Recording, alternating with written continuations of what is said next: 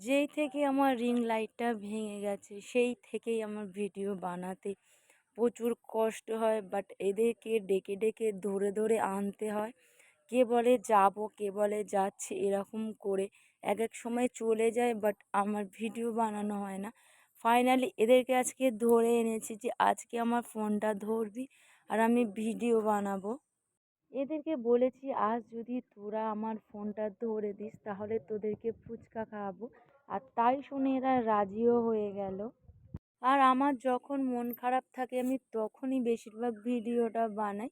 আর video বানালে আমার মনটা অনেক ভালো হয়ে যায়।